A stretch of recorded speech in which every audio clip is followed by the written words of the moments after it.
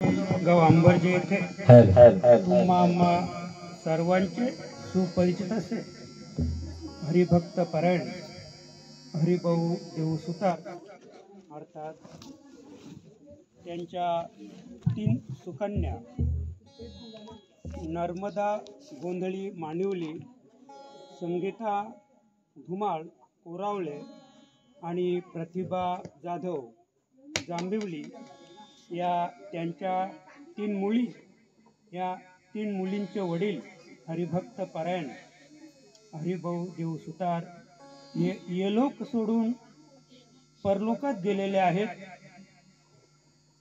परमात्म्यात विलीन झालेले आहेत आणि आजचा त्यांचा हा 12वा दिवस आहे, उत्तरातीचा दिवस आहे आणि त्यानिमित्त मदपामराची अल्पशी कीर्तन रूपी सेवा या ठिकाणी आयोजित केलेली आहे।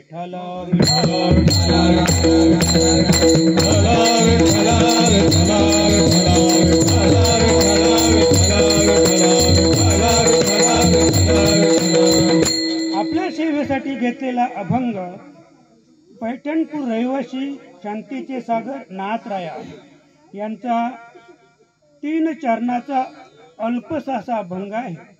प्रस्तुत अभंगातून नाथराया जन्म मृत्यूवर मात करण्याचं वर्म सांगतायत।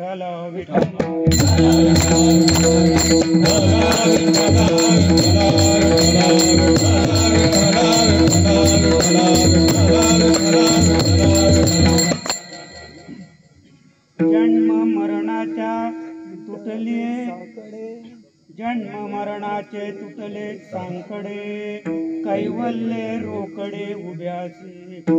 जन्म मरणाचे तुटले सांकडे, जन्म मरणाचे तुटले सांकडे, कैवल्य रोकडे उभ्यासी। डोलियाचा डोळा उघड दाविला, डोलियाचा डोळा उघड दाविला, संदेह फिटला उरी नुरे। एका जनार्दनी संशयाची नाही, एका जनार्दनी संशयाची नाही, जन्म मरण देही पुन्हा नये। डोलियाचा डोळा उघड दाविला, डोलियाचा डोळा उघड दाविला, संदेह फिटला उरी नुरे। पांडुरंगा करो प्रथमान मन, पांडुरंग करो प्रथमान मन, करो प्रथमान मन, पांडुरंग करो प्रथमान मन।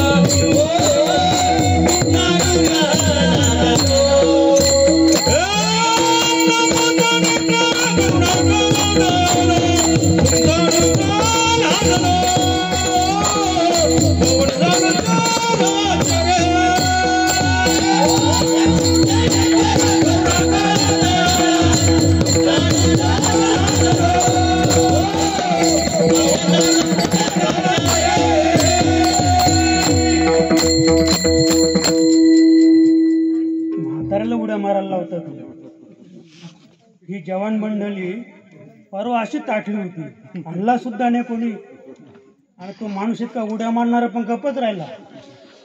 हे पाहून बाकीची ही ताटलेली माणसं पाहून जरा उड्या मारायला शिका, मला दम लागला, तुमच्यामुळं लागला बरं का. असं असो तेव्हा पांडुरंगाला नमन करून आणि आजच्या आपल्या अल्पशा कीर्तन दुःख शिवेला आरंभ करूया.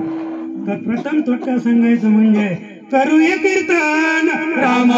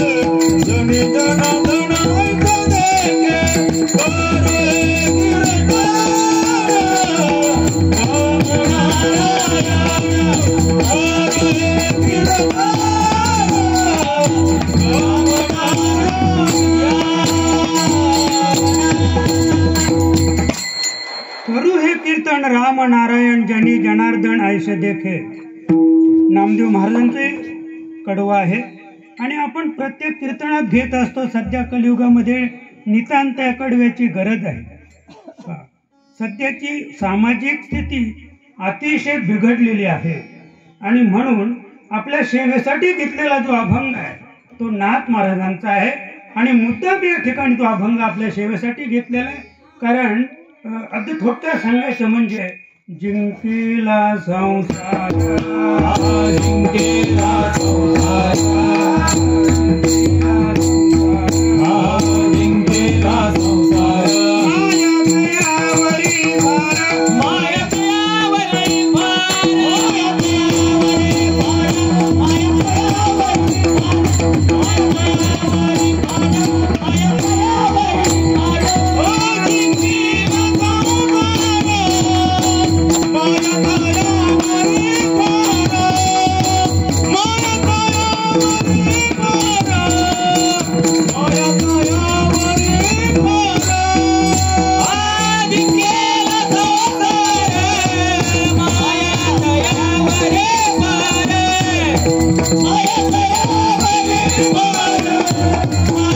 माया दयावरी भार, ओ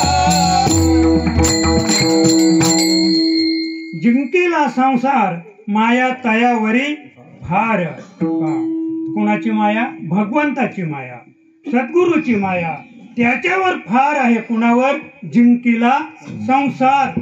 जो संसारामध्ये यशस्वी झाला, जो संसारामध्ये विजयी झाला, संसारामध्ये ज्याने भगवी पताका आपल्या खांद्यावर पहुडली, जो विजयी आहे त्याच्यावर भगवंत माया तयावरी फार. असा विजयी एकच संतांचे मी दोन दृष्टांत सांगतो थोडक्यात. नाथ महाराजांचे शांतीचे सागर नाथ राया, बरं का.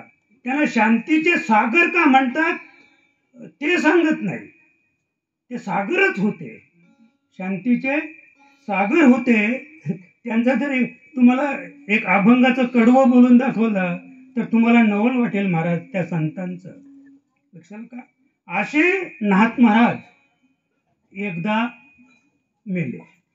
मला एवढं सांगितलं, जिंकीला संसार. लक्षात का? नाहत महाराज एकदा मेले, पण नाहत महाराजांचं भाऊबंदकीशी जमत नव्हतं. कारण भाऊबंदकीने त्यांना वालीत टाकले होते. महाराज एकटेच राहायचे आणि मेले. पण मेल्यानंतर भाऊबंद आले, आपल्या खांद्यावर ते वक्त घेतलं, प्रेत यात्रा निघाली. निम्म्या रस्त्यात गेल्यावर त्या खांदेकऱ्यांची चर्चा झाली. म्हणजे जिवंत होता फार मस्ती करायचा, जिवंत असताना फार मस्ती करायचा. आता मेल्यावर कोणाच्या खांद्यावर? काही माणसं अशा असतात, काही घेणं नाही, मला भाईबंदकीशी घेणं नाही, कोणाशीच घेणं नाही, अशी काही घेणं नसलेली माणसं बरं का. मग त्यांची चर्चा त्या चौघात चालली. आणि चौघात चर्चा चालल्यानंतर नाहत महाराजांनी पाहिलं की मी एवढा कमकुवत नाही. उठून बसले, ते वक्तावर उठून बसले प्रेत, आणि सांगितलं, उडी टाकली वरून खाली, म्हणे जा तुम्ही तुमच्या घरी जा, मी नंतर केव्हा तरी मरेन, मला वाटेल तेव्हा मरेन. मला फक्त एवढं सांग, जिंकीला संसार. ज्याने मरण जिंकलं होतं असे नाथ महाराज उठले, ते प्रेतावरून ते वक्तावरून उठले, घरी निघून गेले. मला वाटेल तेव्हा एखाद दिवशी मरेल. पुन्हा एकदा मेले. तर त्यांचं प्रेत यात्रा चालली होती. नुकतंच एका मुलीचं लग्न झालं होतं. त्या मुलीला बाप नव्हता, आई होती. आई वेशीवर मुलीला घेऊन आली होती आणि नेमकी नाथ महाराजांचा प्रेत यात्रा निघाली होती. म्हण काय म्हणे, शुभ मुहूर्तावर मेलं मढ, आजच कसं आडवं आलं, एवढीच बोलली ती त्या मुलीची आई. नाथ महाराज उठले आणि त्या मुलीच्या आईला सांगितलं, आई साहेब तुमच्या मुलीला सुखरूप सासरी पाठवा, मी नंतर केव्हा तरी मरेन. लक्षात का? जिंकीला संसार. ते उठून घरी गेले आणि मग तिसऱ्यांदा त्यांनी ठरवलं, आता कुणालाही आडवं येता कामा नाही. तिथे मांजर आडवी गेली तर माणसं मागे येतात, नाही का? लक्षात का? आणि मढ आडवं आलं तर त्याच्यासारखा शुभ शकून नाही. मढ आडवं आलं तर त्या जगामध्ये त्याच्या इतका शुभ शकूनच नाही. शुभ कार्याला जात असताना मढ आडवं आलं तर तुमचं काम आडलं तर मला येऊन सांगा, न होणारं काम सुद्धा यशस्वी होईल मढ आडवं आलं तर. पण आम्हाला अद्याप ते गुपितच कळलं नाही, मढ्याचं गुपित कळलेलं नाही. आणि म्हणून नाथ महाराजांनी ठरवलं की हे गुपित उघड करण्यापेक्षा मग त्यांनी जल समाधी घेतली. नको भाईबंद नको, कुणाच्या मुलीला आडवा नको, कुणाच्या मुलाला आडवा नको, म्हणून नाथांनी जल समाधी घेतली. मला एवढं सांगायचंय, जिंकीला संसार. आणि म्हणून त्यांचा अभंग आपल्या सेवेसाठी घेतलेला आहे. प्रस्तुत अभंगातून नाथराया सांगतात बरं का, जन्म मरणाचे तुटले सांकडे. काय सांगतात नाथ महाराज की जन्म आणि मरण त्यांचं सांकडे या ठिकाणी, आता देवाला सांकडं घातलं होतं ते सांकडं नाही या ठिकाणी. इथे याचा अभिप्रेत अर्थ असा आहे बंधन. याचा अभिप्रेत अर्थ असा आहे बंधन. जन्म मरणाचे तुटले सांकडे म्हणजे तुटलं बंधन. कारण संपूर्ण विश्व, संपूर्ण जीवसृष्टी जन्म आणि मरणाच्या बंधनात अडकलेली आहे. आणि म्हणून नाथ महाराज सांगतात, जन्म मरणाचे तुटले सांकडे, कैवल्य रोकडे उभे असे. ज्याचं हे सांकडं तुटलं, ज्याचं बंधन तुटलं, त्याचं कारण नाथ महाराज दुसऱ्या त्याच कडव्याच्या दुसऱ्या चरणामध्ये सांगतात की कैवल्य रोकडे उभे असे. पुढे पाहूया आपण. आता कैवल्य नावाची मुक्ती आहे, कैवल्य नावाचा देह आहे. पण इथे नाथांना या कैवल्य शब्दाचा अभिप्रेत अर्थ आहे भगवान परमात्मा. भगवान परमात्मा बरं का, परब्रह्म रोकडे उभे असे, कैवल्य रोकडे उभे असे. म्हणजे कैवल्य नावाचा देह नाही, आणि कैवल्य म्हणजे कैवल्य नावाची मुक्ती नाही. तर कैवल्य म्हणजे भगवान परमात्मा रोकडे उभे असे. विठ्ठल विठ्ठल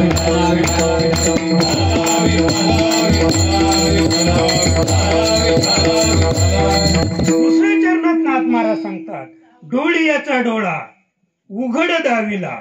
या ठिकाणी डोळीयाचा डोळा म्हणजे भगवान परमात्मा आहे बरं का. अभिप्रेत अर्थ असे, डोळीयाचा डोळा म्हणजे डोळ्याचा डोळा म्हणजे अंतर्मुख होणं, त्याही पेक्षा डोळीयाचा डोळा म्हणजे आम्ही ज्या डोळ्याने जो भगवंत पाहतो, डोळीयाचा डोळा उघड दाविला. इथे अभिप्रेत अर्थ असा आहे की इथे संत सांगतात बरं का, इथे हे संतांचं वाक्य आहे, डोळ्याचा डोळा उघड दाविला म्हणजे याच डोळ्याने याच डोळा भोगू मुक्तीचा सोहळा. आपण संतांना शरण गेलो बरं का, आपण संतांना शरण गेलो, संदेह फिटला उरी नुरे. नाथ महाराज सांगतात, तुम्ही संतांना शरण गेलात तर संत तुम्हाला डोळ्याचा डोळा भगवान परमात्मा तो तुम्हाला तुमच्या या डोळ्याने दाखवतील. आणि जेव्हा तुम्हाला तो भगवान परमात्मा दिसेल तर संदेह फिटला उरी नुरे बरं का. आता तीन शब्द आहेत बरं का, सांकडे, संदेह आणि संशय. तीन कडव्यामध्ये तीन शब्द आहेत, जवळजवळ समानार्थी शब्द आहेत. पण संदेह या शब्दाचा अभिप्रेत अर्थ असा आहे, संदेह म्हणजे संदेह देहाबरोबर ज्याची संगती आहे त्याला विसंगती त्याची करायची. या देहाबरोबर ज्याची संगती आहे त्याची विसंगती करायची. आता आम्ही पाहतो, बाळ जन्माला आला तेव्हा कोणी म्हटला का आत्मा आला? बरं, गेल्यानंतर लगेच सगळी आत्मा गेला.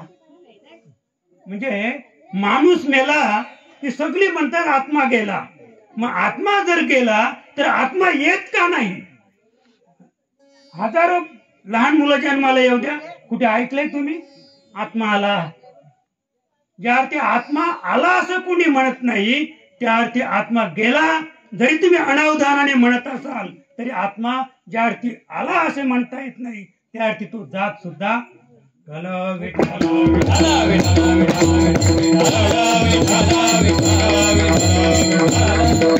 संदेह. नाथ महाराज सांगतात, संदेह फिटला म्हणजे देह आणि आत्मा यांचा जो संबंध होता तो फिटला. उरी नुरे, उरी म्हणजे वृत्ती शून्य अवस्था त्या साधकाची झालेले. हा अगदी उच्च पराकोटीतील अभंग आहे आणि तो हरिबाबांच्या उत्तर कार्यानिमित्त घेतलेला आहे.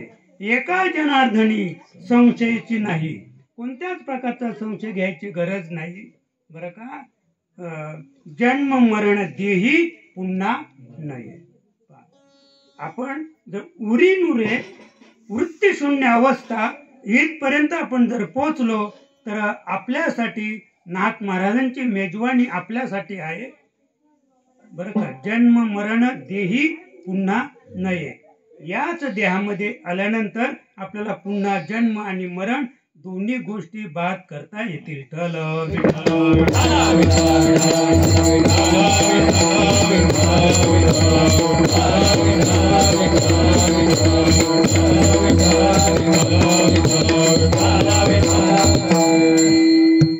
तेव्हा ज्या निमित्त आपण आज या ठिकाणी जमलेले आहोत ते आपल्यातून गेलेले हरिबाबा सुतार, त्यांच्या बाबतीत परवा शंकर महाराज शिंदे यांनी सुंदर काही सांगितलं. त्यांच्यापेक्षा वेगळं आणि त्यांच्यापेक्षा अधिक माहिती मला तेवढी नाही समजा, पण तरी आपण पाहूया की त्यांचं एकंदरीत जो जीवनपट त्यांचा आपण पाहिला हरिबाबांचा, तर साधारणतः 76 पासून ते या आत्मोन्नती विश्वशांती अखिल भारतीय स्वानंद सद्गुरू सेवा भजन प्रेमी मंडळ या मंडळाचे ते एक ज्येष्ठ आणि श्रेष्ठ सभासद होते. या मंडळाचे ते एक ज्येष्ठ आणि श्रेष्ठ सभासद होते. आणि मला वाटतं आम्ही आमच्या जीवनामध्ये तर मी तर नेहमी सांगत आलो की मी जेव्हा कीर्तन करायला लागलो तर कुठेही गेलो तरी माझा साधा गलपट्टीचा शर्ट असायचा आणि पॅन्ट असायची. आणि हरिबाबाचा नेहरू शर्ट लेंगा असायचा आणि आम्ही ज्या ज्या गावाला जायचो लोक त्यांनाच नमस्कार करायचे. मला कधीच कोणी नमस्कार केला नाही आणि तोच माझा आनंद होता. मी जो आनंद हरिबाबाच्या बरोबर भोगला ना, तो हाच आनंद भोगला की मला कोणी हात जोडले नाहीत. हात कुणाला जोडायचे? हरिबाबाला. हरिबाबा पुढे, त्यांच्या डोक्यात टोपी असायची, नेहरू शर्ट लेंगा असायचा, माझी पॅन्ट असायची कुठल्या तरी रंगाची, साधा गलपट्टीचा शर्ट आणि डोक्यात टोपी नाही. म्हणजे लोकांना असं वाटायचं की हेच कीर्तनकार. लक्षात का? पण त्यांच्या हे लक्षात नाही की कीर्तनकाराच्या हातात पिशवी नसते. पिशवी कोणाकडे असायची? म्हणजे अर्ध आयुष्यभर साधारण कमीत कमी 25 वर्ष का होईना, पण मी माझे कपडे, कीर्तनाचे कपडे कधी धुतले नाहीत. कधी धुतले नाहीत. कपडे धुवायचं काम ते करायचे. बरं, नुसते कपडे धुत नव्हते तर कपड्याला ते नील पण लावायचे. माझ्या कीर्तनाच्या कपड्यांना नील असायची. हरिबाबा गेल्यानंतर या माझ्या कपड्याला नील पुन्हा कधी लागले नाही आणि लागणार सुद्धा नाही. नील लावून इस्त्री करायचे. ते कपडे फार शोभायचे आणि मला तोच आनंद होता की लोक त्याला नमस्कार करायचे.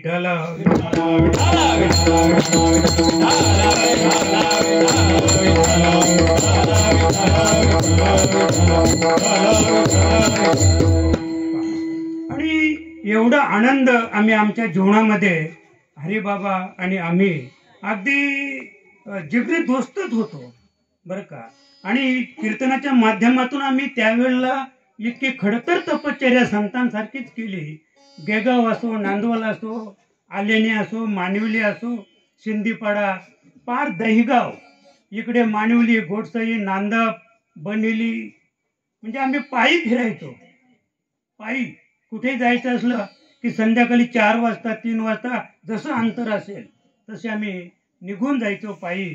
असं पायी प्रवास करून आणि आम्ही कीर्तनं केलेली आहेत. महाराज, जर 2 किस्से सांगतो म्हणजे तुम्हालाही बरं वाटेल आणि मूळ अभंगाकडे वळूया.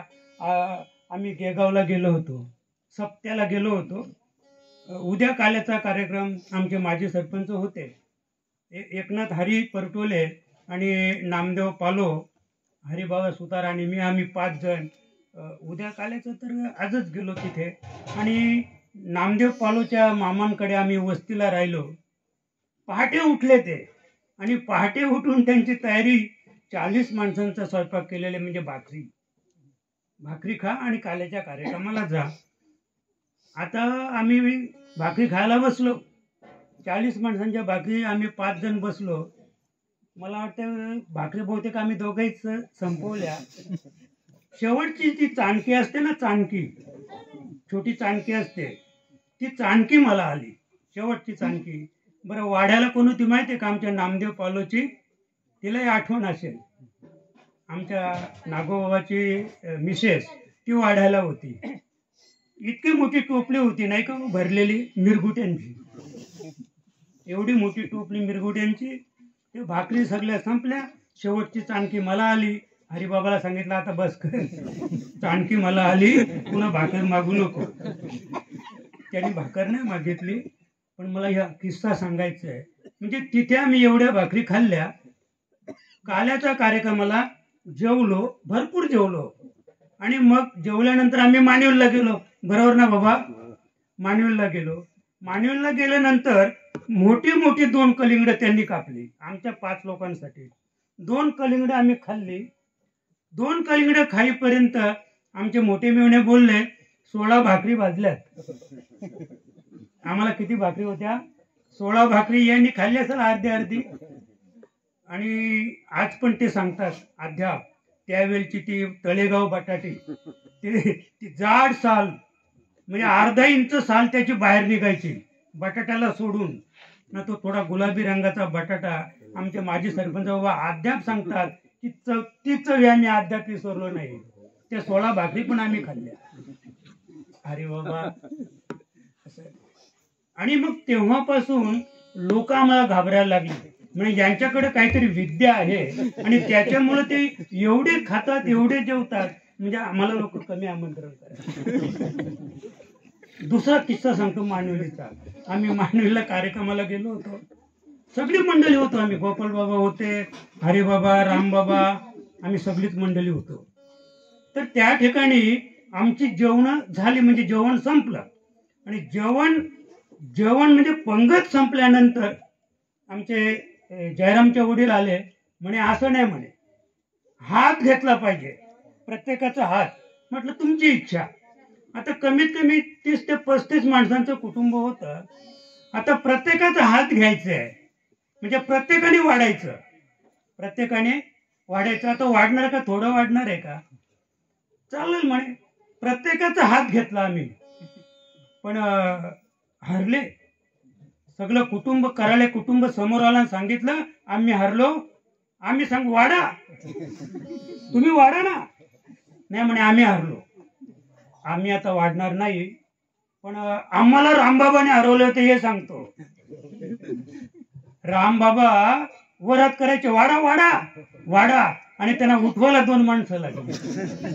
जेवण संपल्यावर त्यांना दोघांनी असं धरून उभं केलं रामबाबांना, आणि कराळे मंडळीने हात जोडले की आम्ही जर हरलो, पण तुम्हाला काही बाधा होऊ नये. बाधा कुणाला झाली नाही. म्हणजे एवढे आनंद बरं का. आज आनंदू सगळ्या भेटला, एवढा आनंद भोगायचो आम्ही त्यावेळेला. सगळी मंडळी एकजीव होती. मंडळी सगळी कशी होती, एकजीव होती. आणि एक जीव परमार्थ आम्ही केला, आणि आमच्या हरिबाबा या परमार्थामध्ये अग्रेसर होते. विठ्ठल विठ्ठल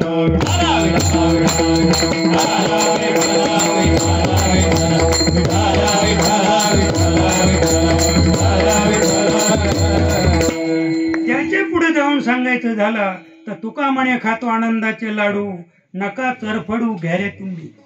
जेव्हा आम्ही परमार्थ करत होतो, रामबाबाकडे ध्यानाला बसायचो महाराज. आम्ही दोघे संध्याकाळी जायचो, सकाळी घरी यायचो. तिथेच अंथरायला नाही आणि अंगावर सुद्धा नाही. त्यांच्याकडे तो माच्या आहे, माच्या, त्याला माच्या म्हणत तेव्हा. तो आता पण तिथे त्यांच्या बाहेर पडलेला आहे लाकडाचा.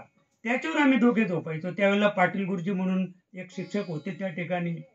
असं आहे, ते तिकडच्या रूम मध्ये झोपायचे आतमध्ये, आम्ही दोघे बाहेर झोपायचो. त्याच्यानंतर आमची प्रार्थना बदलली, भीमाबाईकडे प्रार्थना आली, तिथे पण. त्याच्यानंतर आम्ही हरिबाबाकडे बसायचो, तिथे पण कोंबडा अडवपर्यंत. कोंबडा अडवला की उठायचं, बोताला आता कोंबडा अडवला. म्हणजे एवढा खडतर परमार्थाचा प्रवास आम्ही आमच्या जीवनामध्ये केला. आणि आनंद संप्रदायाची नौका या ठिकाणची वाढीस लागली. ती जेव्हा आम्ही मालकरी झालो तेव्हापासून प्रार्थना, तेव्हापासून ध्यानधारणा, आणि तेव्हापासून फिरती एकादशी, फिरती प्रार्थना, आम्ही सगळं काही करून आणि इथपर्यंत पोचलो.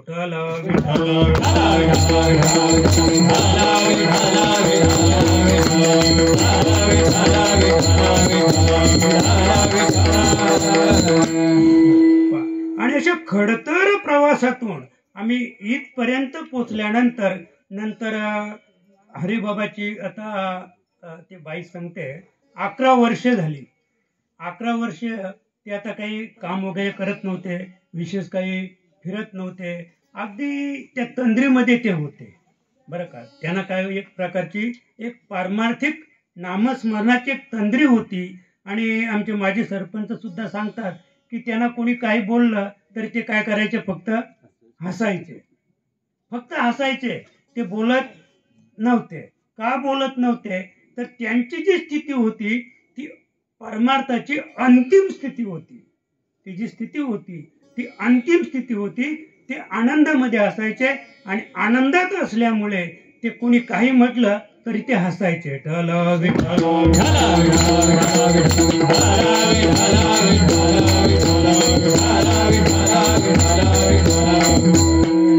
तुकोबारा सुंदर सांगतात, विसरला तुका, विसरला तुका,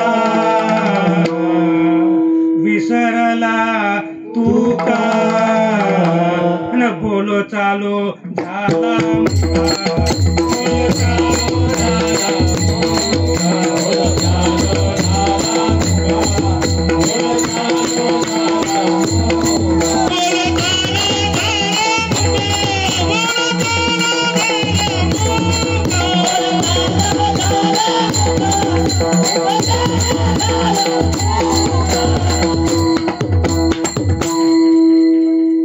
विसरला तुका, मला फार आठवण तुकोबारायांची.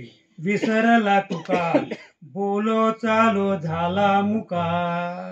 कशाला का हरिबाबा बोलत नव्हते, हरिबाबा चालत नव्हते. आणि हरिबाबा कसे झाले होते?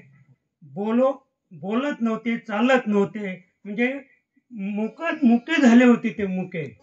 बरं का, तुकोबा त्याचे पुढे पण सांगतात बरं का.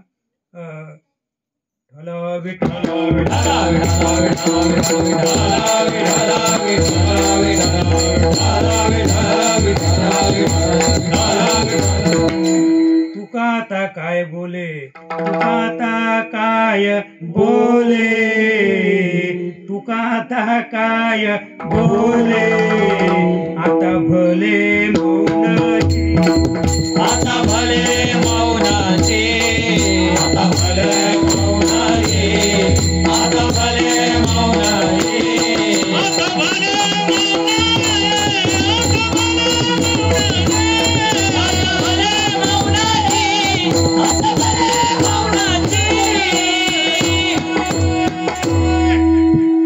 तुका आता काय बोले, तुका आता काय बोले, आता भले मौनची.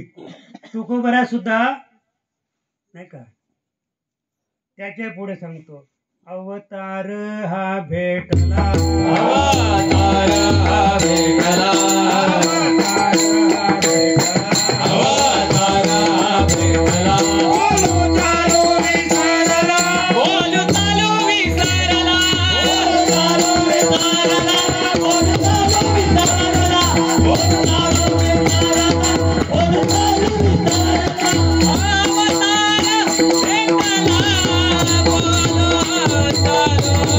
विसरला, अवतार भेटला, बोलू चालू विसरला, बोलू चालू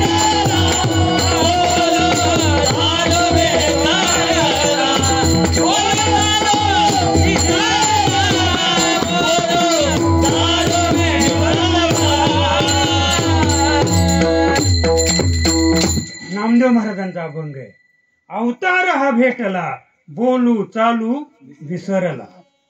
बोलणं चालणं बाद झालेलं आहे, त्याला विसर पडलेला आहे. कारण विषयी विसर पडिला निशेष, अंगी ब्रह्मरस ठसावला.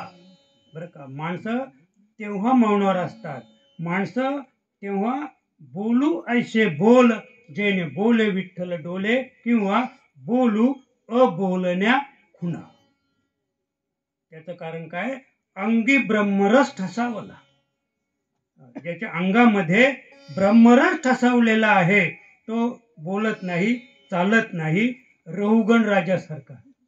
रहुगण एक महान असा राजा होऊन गेला, आणि तो रहुगण नावाचा जो राजा होता, तर त्याचा जीवनपट आपण पाहिला रहुगण नावाच्या राजाचा. तर ते कसे होते? मौनी होते, मौनावरच राहायचे, आणि त्या तंद्रीमध्ये होते ते. जड भरत राजा, बरं का. आणि हा जड, त्याचं नाव जड का पडलं त्याचं हे कारण आहे बरं का. जड म्हणजे ते बोलतच नव्हते. मतिमंद जसा असतो ना, म्हणजे ते मागच्या जन्मातले राजेच होते, पण मागच्या जन्मात ते फसल्यामुळे जे यात जड भरत राजा जेव्हा जन्माला आला, तर जन्माला आल्यानंतर मग त्याने ठरवलं आता कुणाशीच बोलायचं. अगदी लहानपणापासून त्या कुटुंबात ते लहानाचे मोठे झाले, पण ते असे मोठे झाले की त्याला लोकांनी वेडाच ठरवला. हा रहुगण राजा हा कपिल मुनींना भेटायला चालला होता. रहुगण राजा पालखीत बसून चालला होता. आता जे भोई होते, 4 भोई, त्या 4 भोईंपैकी एक भोई आजारी पडला, आणि कर्मधर्म संयोगाने हा जड भरत, जड म्हणजे तो जडच असेल ना जरा, तो कसा तरी नसेल, फार असं मजबूत होता तो. कदाचित 1 क्विंटल वजनाचा असेल. 3 भोयांना वाटलं हा बरा भोई आहे खांदा लावायला. आता त्याने खांदा लावला, त्या पालखीला खांदा लावला जड भरताने. पण पालखीला खांदा लावल्यानंतर त्याच्या चालीत बदल झाला. चालीत बदल का होत होता सांगू तुम्हाला. त्याचं वजन कदाचित 1 क्विंटल असेल, पण ते जमिनीकडे पाहत चालायचे. मुंगी जरी दिसली तरी तो जरा पाय मागे पुढे करायचा. म्हणजे पायाखाली मुंगी सुद्धा मरता कामा नये. एक खडा आला ना खडा, तर खड्यावर पाय पडला तर खड्याला त्रास होईल. खड्यावर पाय पडला तर खड्याला त्रास होईल. एक वेळ तो खडा आपल्या पायाला बोचून मला त्रास झाला तर चालेल, पण माझ्या पायाचं वजन त्या खड्यावर सुद्धा पडता कामा नये, म्हणून तो खडा पण वाचवायचा. आज आपण पाहतो ना, जर रोडमध्ये खड्डा आला तर मोटरसायकलवाला काय करतो, लगेच खड्डा वाचवतो. तसा तो खडा वाचवायचा, मुंगी वाचवायचा. आणि त्याच्यामुळं जे पालखीची जी हे होती ती बिघडायची, चाल बिघडायची. आणि चाल बिघडल्यामुळं रहुगण राजाला त्रास व्हायला लागला. आणि म्हणून रहुगण राजाने फरमान काढलं, म्हणे व्यवस्थित चाल, व्यवस्थित चाल, नाही तर शिर उडवीन म्हणे तुझा. काय सांगितलं, व्यवस्थित चाल नाही तर तुझी मान उडवीन. राजाच तो तलवार बरोबरच होती, चालला होता कुठे, कपिल मुनींना भेटायला. तलवारची काय गरज आहे, काही गरज आहे का. राजा तो पूर्वीचे धर्मशील राजे होते. प्रभू राम पण शिकारीला जायचा, राजा परीक्षितही शिकारीला जायचा, सगळेच राजे शिकारीला जायचे. उगीच हरणं मारायची, करायचं काही नाही, पण नेमबाजी म्हणून एक क्षत्रियाचा धर्म म्हणून त्याच्याबरोबर तलवार होती. म्हणे व्यवस्थित चाल, तुझं म्हणे मी शिर उडवीन. मग त्याने जरा वर पाहिलं आणि विचारलं, कोणाचं, म्हणजे या देहाचं की आत्म्याचं शिर कुणाचं उडवणार तुम्ही, या देहाचा उडवणार आहात की आत्म्याचा. तुम्ही मारणार आहात कुणाला, या देहाला की याच्यात नांदणाऱ्या आत्म्याला. म्हणजे तेव्हाच बोलला तो.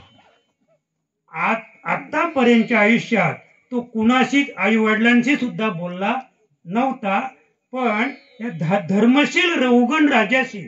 आणि या धर्मशील रहुगण राजा कपिल मुनींना भेटायला चाललेला आहे, म्हणून त्या राजाशीच फक्त पहिल्यांदा त्याने आपल्या मुखातून स्फोट केला. बोलले ते पहिल्यांदा की तुम्ही मारणार आहात कुणाला, या देहाला की आत्म्याला. आणि एवढं ऐकल्यानंतर त्या राजाचं अगदी म्हणजे त्याच्या लक्षात आलं की अरे हा तर अध्यात्मच बोलतो, म्हणे जरा खाली उतरावा पालखी. आणि त्याने असा विचार केला की कपिल मुनींना भेटायला जाण्यापेक्षा कपिल मुनींनीच हा एक महात्मा आपल्यासाठी पाठवून दिलेला आहे.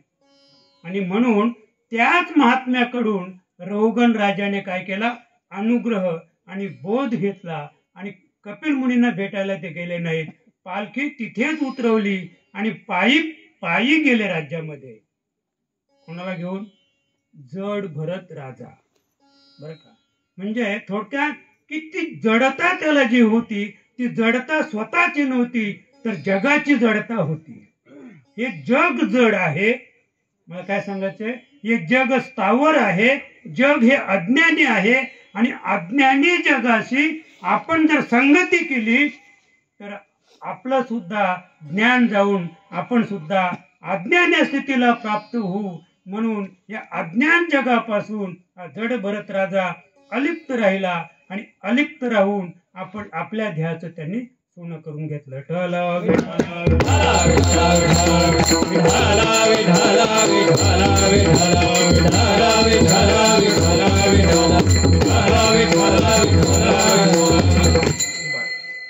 आता आपण मनुष्य म्हणून जन्माला आलेलो आहोत या ठिकाणी. मनुष्य देहाचं इति कर्तव्य आणि मनुष्य देहाचं महत्वाचा आपण जर विचार केला तर अगदी तुकोबाराय सांगतात, मनुष्य देहायचा निध, मनुष्य देहायचा निध, मनुष्य देहायचा निध, मनुष्य देहायचा निध, साधारते साधा सिद्ध साधारते, साधारते साधा सिद्ध साधारते साधा सिद्ध, साधा करोमि करो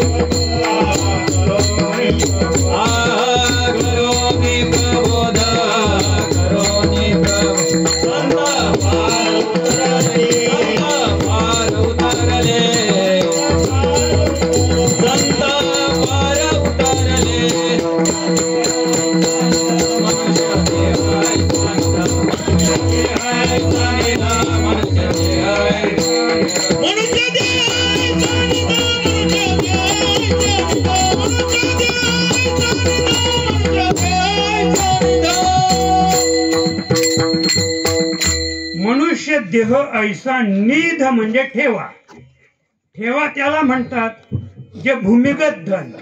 आणि ते भूमिगत धन प्राप्त करायचं असेल तर पूर्वी काय करायचे, दुर्बीण वगैरे नव्हती, डोळ्यामध्ये अंजन घालायचं नाही का.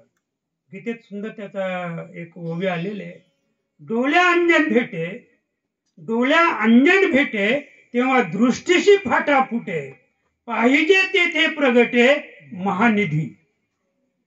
भूमीमध्ये पुरून ठेवलेलं धन प्राप्त करायचं असेल तर डोळ्यामध्ये अंजन घालायचं, डोळे अंजन भेटे, मग दृष्टीशी फाटा फुटे म्हणजे दृष्टीला फाटा फुटायचा म्हणजे दुर्बिणीसारखी प्रक्रिया व्हायची आणि मग ती दिसायची. अनेकांनी ते अंजन डोळ्यात घातलं आणि पाहायला सुरुवात केली, म्हणे माऊलीचं खोटं आहे, कारण ते धन दिसतच नाही बरं का. मग माऊलीने पुन्हा एक ओवी टाकली, परी ते पाहिजे लोचन पायालूचे. पुन्हा एक ओवी टाकली. का ही ओवी टाकावी लागली समाजासाठी, समाजाने माऊलीला खोटं ठरवलं बरं का. आणि म्हणून माऊलीने पुन्हा ओवी टाकली की ते परी पाहिजे लोचन पायालूचे, म्हणजे जो पायाकडून जन्माला आलेला आहे. मला वाटतंय 99% बालक ही डोक्याकडून बाहेर येतात, त्याची मान अडकली. हे तर मग मदालशी म्हटलीच नसती, मदालसा ही म्हटलीच नसती की अकांतुते जननीये दुःखदाय मोकली. म्हणजे त्या बाळाची ते बाळ जेव्हा बाहेर निघू पाहत आहे योनी मार्गातून, त्यावेळेला त्या योनी मार्गामध्ये बाळाची मान अडकली, कारण हा भाग लहान आहे, पुन्हा आता पुढे खांदे आले, मग हा मोठा भाग असल्यामुळं त्याला फार वेदना झाल्या त्या बाळाला. स्मरे ते हरिहरा दुःखदाय मोकली. ती माय रडायला लागली, भगवंताची आराधना करायला लागली, देवा अरे देवा माझ्या बाळाला बाहेर काढ रे. मला एवढंच सांगायचं की 99% बालक ही डोक्याकडून बाहेर येतात आणि आलाच एखादा हजारातून पायाकडून बाहेर येतो एखादा बाळ. आणि जे बाहेर पायाकडून येतात ना त्याला कोणत्या प्रकारचा त्रास होत नाही, कारण ते योनी मार्ग जो आहे तो मोठा होतो आणि डोकं हे लहान आहे. म्हणजे मोठा भाग पुढे गेल्यानंतर तो चटकन बाहेर पडतो आणि चटकन ते बाल बाहेर पडल्यामुळं त्याला कोणत्याही प्रकारचा त्रास नाही, कोणत्याही प्रकारचं दुःख नाही. तर सर्वात मोठं दुःख त्याला आहे शिदाचं पान नाही का. एकदा पाऊस पडायला लागला, विजांचा कडकडाट झाला की जो पायाला आहे ना तो धावतच सुटतो. त्याला भीती आहे कोणाची, विजेची भीती आहे. पूर्वीच्या आम्ही पण घोंगड्या वापरायचो पूर्वी, आता शेतकरी शिल्लक राहिला नाही, जमिनीच नाही तर शेतकरी कुठला नाही का. मग त्या घोंगडीला तिळूस माहितीये का, लोखंडाचं एक दाबण्यासारखं एक वस्तू होती, तो तिळूस लावायचा. आम्हाला तर तिळूस नव्हता मिळत, आम्ही खरतेची काडी लावायचो. खरतेची काडी पण जमत होती घोंगडीमध्ये पोवायला. आणि मग खोल जिथे असते ना तिथे मग एक शिदाची काडी घ्यायची असे फांदी ती तिथे लावायची, एक आधार दिलासा की शिदाची काडी असली की वीज पडणार.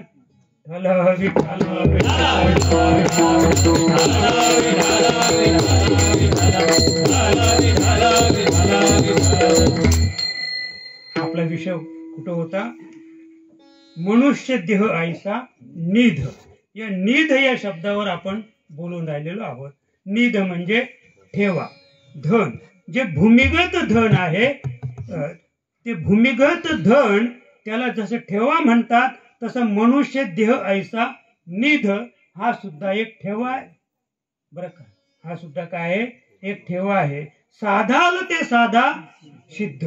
म्हणजे तुम्ही जर साध्य करू इच्छित असाल तर तुम्हाला तात्काळ ते साध्य होईल.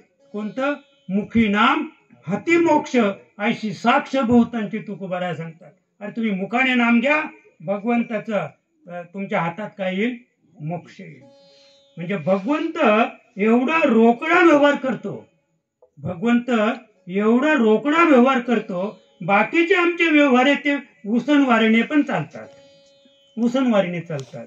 आजचा पैसा उद्या आता ह्या काही मंडळाला भेंडी विकणाऱ्या मंडळाला माहिती आहे आठवड्याला पैसा मिळतो. काय त्याला म्हणतात खोका खोका.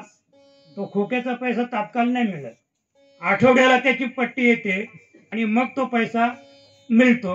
म्हणजे रोकडा नाही. मला काय सांगायचं, पैसा व्यवहारातील रोकडा मिळत नाही, पण मुखी नाम. तुम्ही मुखात नुसतं राम म्हणा, हाती मोक्ष. पण एक गोष्ट लक्षात ठेवा, पैसा आकारामध्ये आहे. पैसा आठवड्यातून मिळतो, पण तो आकारात असल्यामुळे, तो नोटीत बांधल्यामुळं आहे कागद, पण त्याच्यावर 500 रुपये लिहिलेले आहेत. आणि ती नोट किती रुपयाचे? 500 रुपयाचे, 200 रुपयाचे, 100 रुपयाचे आहे. थोडक्यात सांगायचं, त्या नोटीची किंमत त्याच्यावर लिहिलेलं आहे, तेवढी त्या नोटीची किंमत आहे. आणि ती नोट आकारामध्ये आहे.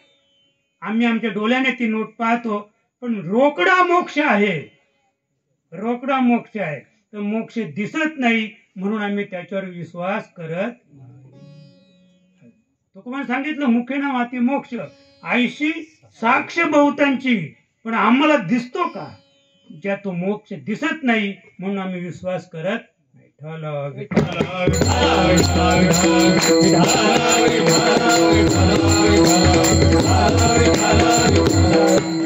करोनी प्रबोध संत पार उतरले.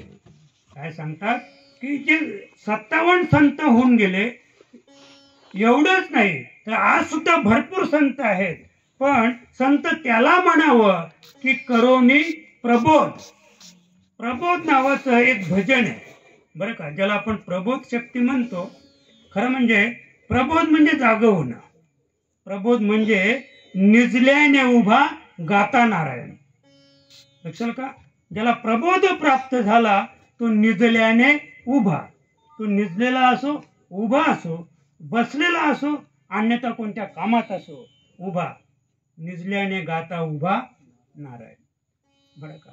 आणि म्हणून प्रबोध, ज्याला प्रबोध प्राप्त आहे, ज्याला प्रबोध मिळालेला आहे, तो संत या पदालाच प्राप्त झालेला आहे. पण मी संत आहे याची जाणीव मात्र त्याला, हा संशय अद्याप फिटलेला नाही. बरं का? झाली संध्या, संदेह माझा गेला, आत्मा राम हृदयी प्रगटला. झाली संध्या, संदेह माझा गेला. इथे संदेह शब्द जो आहे तो संशय आहे. संशय माझा फिटला आणि आत्मा राम हृदयी प्रगटला. ज्याच्या हृदयामध्ये राम प्रगट झाला महाराज, बरं का, त्याचा संदेह गेला आणि त्याच्या हातात मोक्ष आला आणि त्याची जन्म मृत्यूची राहटी चुकली. म्हणून नाथ महाराज अभंगाच्या पहिल्याच्या जन्म मरणाचे तुटले संकटे, जन्म मरणाचे तुटले संकटे,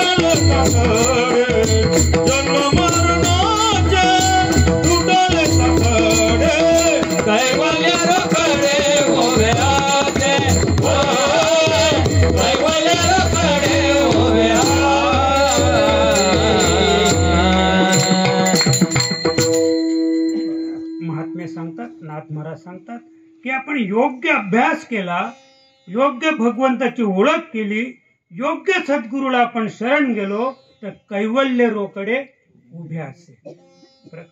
भगवान परमात्मा रोकडा म्हणजे तात्काळ. बरं का? जिथे कीर्तनाची जागा, तेथे पांडुरंग उभा. जिथे कीर्तन चालू आहे ना भगवंताचं, बरं का, तुमचं आमचं नाही. कारण कीर्तनाचे अनेक प्रकार आहेत. आता तर व्यावसायिक कीर्तन चालू आहेत सध्या, नाही का, व्यावसायिक. असं जे निष्काम निराला गोपी लाविला चाळा. निष्काम कर्म, आपण निष्काम कर्म केलं भगवंतासाठी, तर ते जे कर्म आहे, बरं का, त्या कर्माने जे पुण्य संपादन होणार आहे आणि ते जे पुण्य आहे तेच पुण्य आपल्याला अंतकाली ज्याच्या नामाले तुका म्हणे सुखा पार नाही. बरं का, अंतकाली आपल्या मुखात भगवंताचं नाम यावं त्याच्यासाठी आपल्याला आजच सुरुवात करायची. कसली? नामस्मरण करण्याची. भगवंताचं नाम आपल्याला घ्यायचं आहे आणि ते जे नाम आहे, बरं का, ते जे नाम आहे ते फक्त मृत्यूलोकीच आहे. स्वर्गात, वैकुंठात, सत्यलोकात कुठेच नाही. बरं का, ते नाम फक्त इथे आहे आणि इथे सुद्धा फक्त मनुष्य त्याचा उच्चार करू शकतो. अन्य जीव, अन्य प्राणी, पशु पक्षी, झाडी वेली, दगड गोटे कुणीच ते भगवंताचं नाम घेऊ शकत नाही. ते ज्ञान त्याला नाही. ते ज्ञान भगवंत भागवतात उद्धवाला सांगतात की बाहुले मनुष्य देई निज ज्ञान घातिले पाही, जेने ज्ञाने देही विदेही पाही पावती. मनुष्य देहीचे ज्ञाने सच्चिदानंद पदवी घेणे एवढा अधिकार दिला असे, एवढा अधिकार या मनुष्य देहाला दिलेला आहे. आणि म्हणून स्वर्गीचे अमर इच्छिताती देवा, स्वर्गीचे अमर इच्छिताती देवा, स्वर्गीचे अमर इच्छिताती देवा, स्वर्गीचे अमर इच्छिताती देवा, मृत्युलोकी भावा जन्म, मृत्युलोकी भावा जन्म, जन्म नारायण नामे हो जीवन मोक्ष, नारायण नामे हो जीवन मोक्ष. मृत्यूलोकी व्हावा जन्माम्मा. स्वर्गीचे अमर, अमर जे कधी मरतच नाही. बरं का, अमर म्हणजे न मरणे असा त्याचा अर्थ नाही आहे. बरं का, 2 परार्ध वर्ष आयुष्य कुणाचं आहे? ब्रह्मदेवाचं. पण 2 परार्ध वर्ष भोगल्यानंतर ब्रह्मदेवाला मरावं लागेल. आणि ब्रह्मदेवाच्या एका दिवसामध्ये 14 इंद्र मरतात. किती इंद्र मरतात? 14 इंद्र मरतात. म्हणजे असं ब्रह्मदेव 100 वर्ष जगतो. आता तुम्ही 100 गुणिले 365 करा आणि ते 100 गुणिले 365 गुणिले 14. लक्षाला का? एवढं आयुष्य कोणाचं आहे? ब्रह्मदेवाचं एवढं आयुष्य आहे महाराज. बरं का, आणि आपलं जे अल्प आयुष्य आहे, आपलं आयुष्य वेगळं, देवांचं आयुष्य वेगळं आहे. आपलं 360 दिवस म्हणजे देवाचा 1 दिवस, म्हणजे ब्रह्मदेवाचं नाही. बरं का, इतर जे देव आहेत, आमचं 360 दिवस मानवाचे, तेव्हा ब्रह्मदेवा व्यतिरिक्त इतर देवाचा 1 दिवस, असं गणित आहे. ते सगळं असू द्या, त्या गणिताकडे आपल्याला जायचं नाही. आपण फक्त एवढंच पाहूया की मृत्यूलोकी व्हावा जन्म आम्हा. स्वर्गामध्ये जे अमरपद, अमर म्हणजे इंद्रपद ज्यांना प्राप्त झालेला आहे, तो इंद्रदेव सुद्धा मनुष्य होण्याची इच्छा करतो का? तर इंद्रच नाही तर नारायण सुद्धा, भगवान महाविष्णू म्हणजे ते नारायण आहे. बरं का, नारायण नामे हो जीवन मुक्त, अनंत हे नाम गाऊ. म्हणजे नारायणाला सुद्धा असं वाटतंय की मी सुद्धा मृत्यूलोकी जावा आणि मनुष्य रूप धारण करावं आणि नारायणाचं नाम घेऊन मुक्त व्हावं. कारण भगवान विष्णू सुद्धा मुक्त नाही. फार कंटाळलाय त्या पदाला तो. किती गाराने जातात. वत्सरूपी पृथ्वी ब्रह्म्यापाशी जाय नेत्री आहे तो सांगत असे. ब्रह्मदेव जातो, पृथ्वी माता जाते, इंद्रदेव जातो, 88 ऋषी जातात. अरे देवा काय करायचं? धर्माचं पालन करणे पाखंड खंडन हेच करण्या काम बीज वाढवावे. यदा यदा हि धर्मश्च ग्लानिर्भवति भारत अभ्युत्थानम धर्मस्य तदात्मानं सृजामयम्. कंटाळले भगवान विष्णू. त्याने वाटते मृत्यूलोकी माणसाचा जन्म घ्यावा आणि जीवनमुक्त व्हावं. जीवनमुक्त मेल्यावर आमची मुक्ती, मरणची मुक्ती. ढल विठ्ठल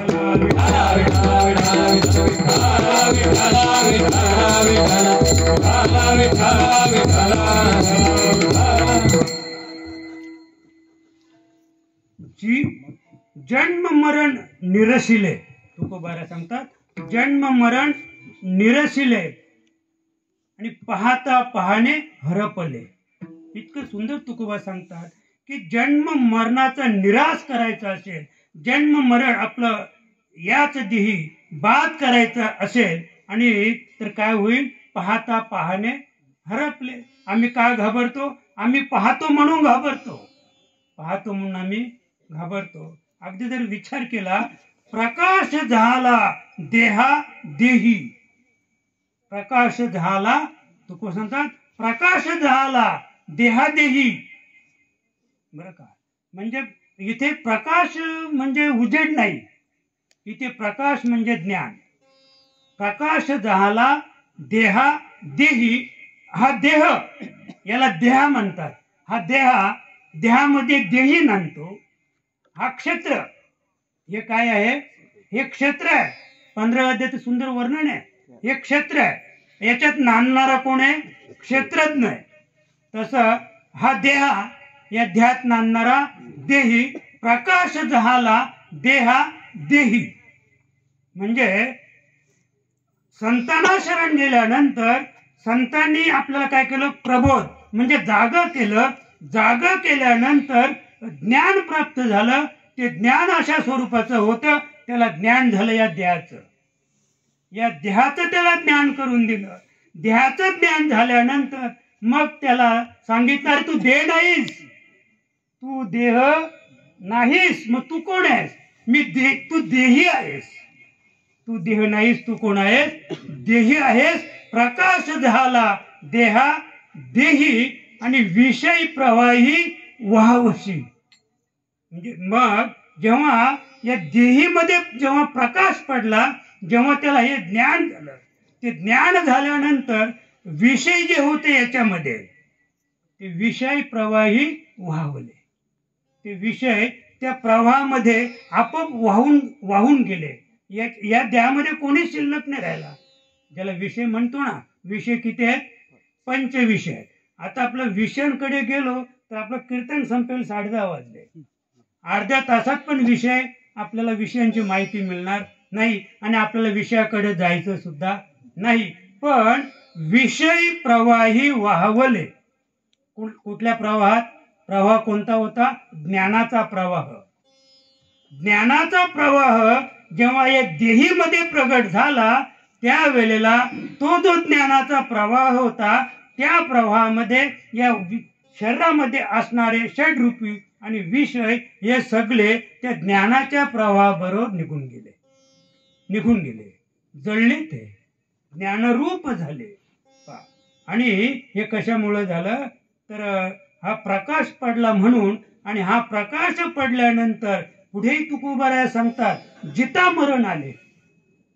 मरायचे आपल्याला, आम्ही मरतो नाही का? मेल्यानंतर सुद्धा आम्हाला बांधून का नेतात? कारण जे आपल्या पश्चात त्यांना विश्वास नाही. काय भरोसा आहे? 2 वेळा तर नाथांनी उठून आलेच ना. म्हणजे आजचा माणूस उठून येऊ नये. सगळे कंटाळलेत त्याला. बरं झालं मेला तो बरा झाला. आणि जर उठून आला तर पुन्हा उठून आला तर, म्हणून त्याला बांधायचं, त्याला बंद त्याच्यासाठी यमाची हाती बांधून या देती, यमाची हाते बांधून या देती, बांधून या देती, यमाची हाते बांधून या देती, पूजने घेती काढून या, घेती काढून या, घेती काढून या. यमाची हाती बांधून या देती, भूषणे ही घेती काढून या. फक्त प्रेताच्या शेजारी उभं राहा, मग लक्षात येईल. ठराविक मंडळी आहे बरं का, कान कापणारी. ती ठराविक 2 माणसं असतात. ती एकदा प्रेत तिथे नेऊन ठेवलं की त्यांना सांगावं लागत, ते लगेच ते कुठं किती किमतीचे ते काढायला सुरुवात, नथनी काढायला सुरुवात, म्हणजे हातातलं गळ्यातलं पायातलं ते काढायला सुरुवात. ते काही असू दे, म्हणजे भूषणे तेही काढून घेतात. लक्षाला का? आणि यमाच्या हाती बांधून देतात. कोण? पाठीमागचं जे कुटुंब आहे, जे कोणत्याही स्वरूपाचे कुठल्या नात्याचे ते मलाही सांगायचे नाही, पण जी पाठीमागे जी नाती शिल्लक आहेत ती नाती लक्षाला ना, ती आपली नाहीत, ती आपली नाहीत. पण आपण त्यांना माझी म्हणतो म्हणून दुःख भोगतो. आम्ही दुःख का भोगतो?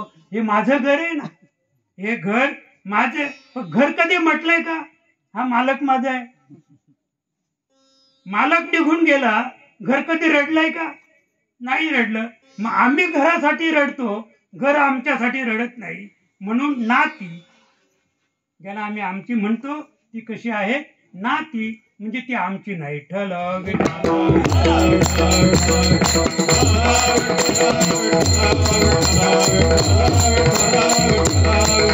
आणि म्हणून तुकोबा सांगतात, जिता मरण आले अपपर गेले. तुकोबा काय सांगतात? जिता मरण आले, जिवंतपणी मरायचं आहे, जिवंतपणी मरायचे. माझे मरण पाहिले मी डोळा, तो झाला सोहळा अनुपम्य. मरायचे आपल्याला, जिवंतपणी मरायचे. जिवंतपणी मेल्यानंतर आपल्याला कोण कोण रडतो ते पाहायचे. जिवंतपणी मेल्यानंतर मरून पहा, जिवंतपणी मरून पहा. तुम्हाला कोणी विचारणार नाही, घरामध्ये कोणी विचारणार नाही.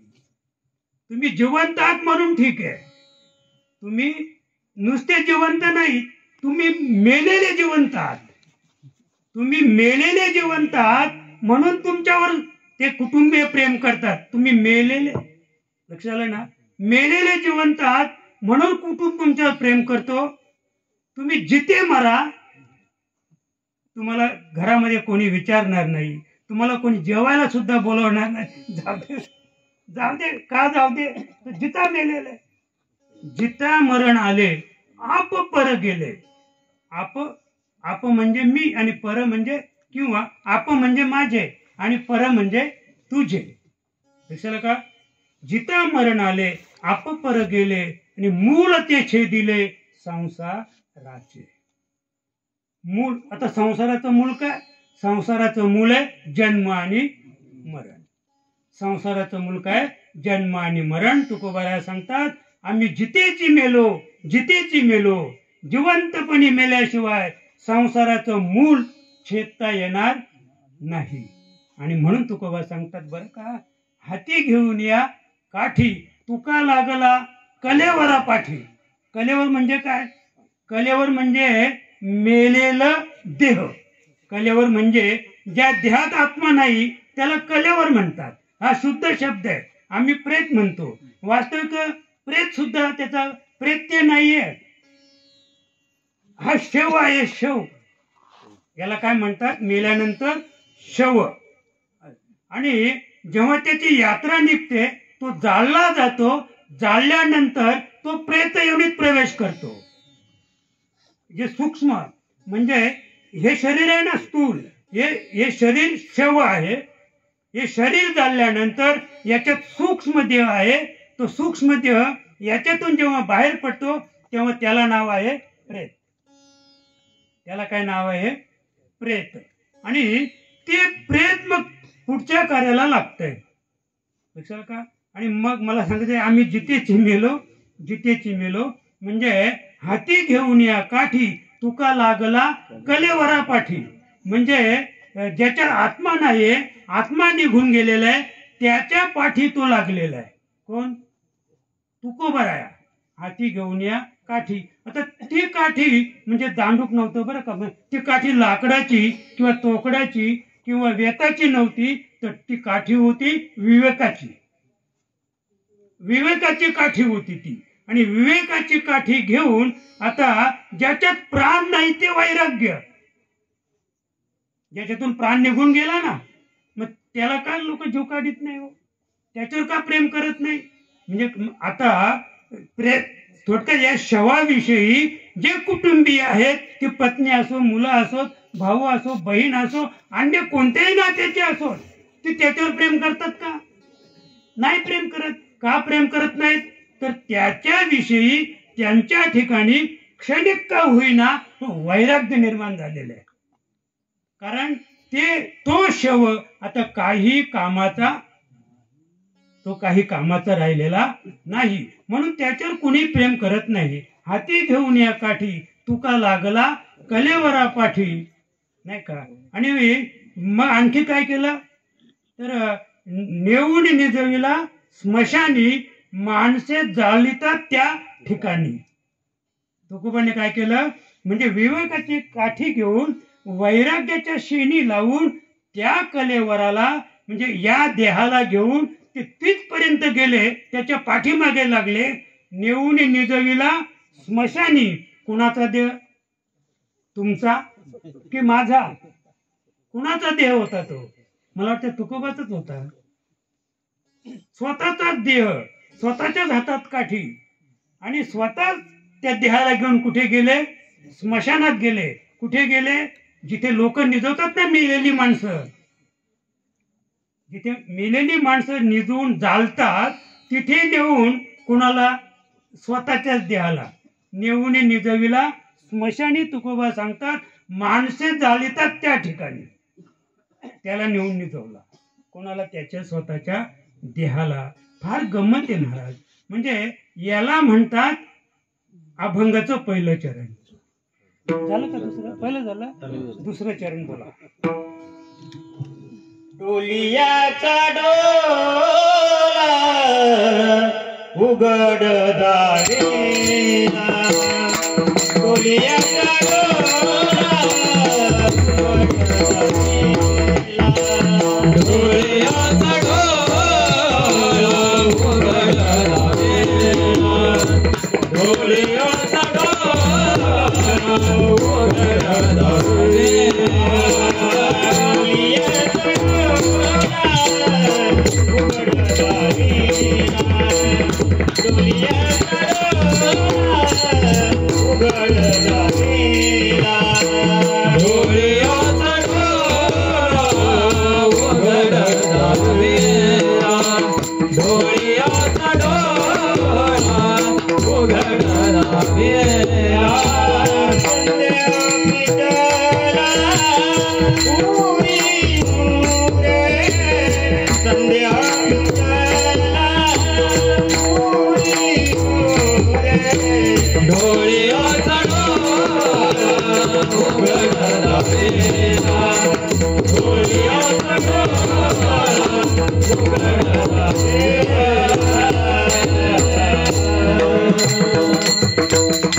नाथ महाराज सांगतात डोळीयाचा डोळा उघड दाविला,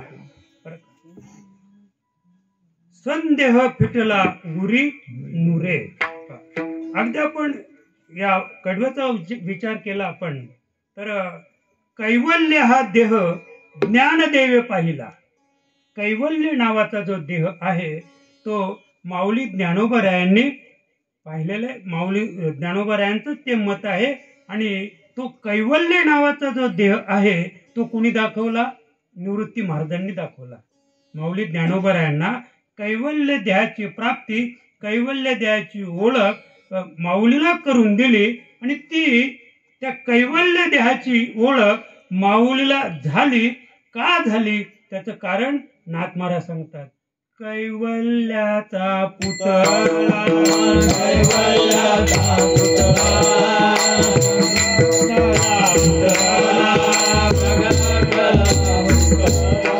जय कन्याचा दिवाळा ज्ञानोबा माझा जय कन्याचा दिवाळा ज्ञानोबा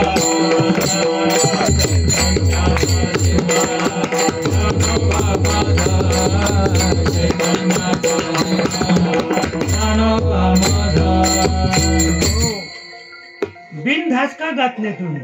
म्हणजे काहीतरी शंका आहे, संदेह आहे, नाही का? कैवल्याचा पुतला प्रगटला भूतला चैतन्याचा जिव्हाळा.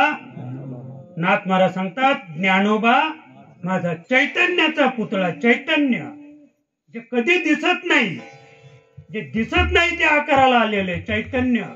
चैतन्य त्याला म्हणतात बरं का. आणि ते आकाराला आलेले ते नाथांनी आपल्या उघड्या डोळ्यांनी पाहिजे. डोली याचा डोळा उघडीला जेणे स्वानंदाचे लेणे लेवविले. माऊली सांगते, माऊली कुणाच्या बाबतीत सांगते? निवृत्ती महाराजांच्या बाबतीत अगदी सुंदर उद्गार काढते माऊली. डोली याचा डोळा दावीला जेणे आणि स्वानंदाचे लेणे लेवविले. मला डोलियाचा डोळा दाखवला महाराज. डोलियाचा डोळा म्हणजे भगवान परमात्मा बरं का, भगवान परमात्मा. आणि म्हणून या ठिकाणी उघड दावीला नाथ महाराज सांगतात की मला सुद्धा जनार्दन पंतांची भेट झाली. आणि जनार्दन पंतांची भेट झाल्यानंतर मला काय केला? डोलियाचा डोळा उघड दावीला. डोलियाचा डोळा जो आहे तो मला या ठिकाणी जनार्दन पंतांनी अगदी उघड्या डोळ्यांनी दाखवला. उघड्या डोळ्यांनी. थोडक्यात सांगायचं म्हणजे संदेह फिटला उरी नुरे. आणि मग माझा संदेह म्हणजे देह आणि आत्मा हे दोन्ही कसे होते? एक होते. आणि मी या देहाला काय म्हणतो? मी, नाही का? म्हणजे याच्यात जो नांदणारा मी आहे, यात नांदणारा जो मी आहे तो मी म्हणजे आत्मा आहे. मी म्हणजे शरीर नाही, मी म्हणजे आत्मा आहे. आणि त्याच्या पुढे म्हणजे संदेह म्हणजे मी आणि माझा. या शरीराला आपण या देहाला मी म्हणतो का मी हात आहे, मी डोळा आहे, मी कान आहे, मी नाक आहे, मी अमुक आहे? नाही. पण एक म्हणतो मात्र हे सगळं माझं म्हणतो तो. हे सगळं माझं म्हणतो पण मी जगदीश आहे असंच म्हणतो ना. म्हणजे मला हे सांगायचंय की सगळे एकत्र केल्यानंतर या सगळं एकत्र आल्यानंतर म्हणजे 5 ज्ञानेंद्रिये 5 कर्मेंद्रिये त्याचे पुढे जाऊन 3 गुण पंचतत्व म्हणजे ही अष्टधा प्रकृती निर्माण झाली. आणि अष्टधा प्रकृती निर्माण झाल्यानंतर भटजीकडून या नाशवंत देहाला जेव्हा त्याचं नामकरण विधी झाला तेव्हा ते जे नामकरण झालं ते देहाला नाही. ते नामकरण देहाचं नाहीये. मग ते नामकरण कोणाचं आहे? आत्म्याचं आहे. आत्म्याचं आहे. आणि म्हणून जेव्हा आम्ही हाक मारतो ना जगदीश, की जगदीश म्हटल्यानंतर हा देह आवाज देतो का? मग आवाज कुठून येतो?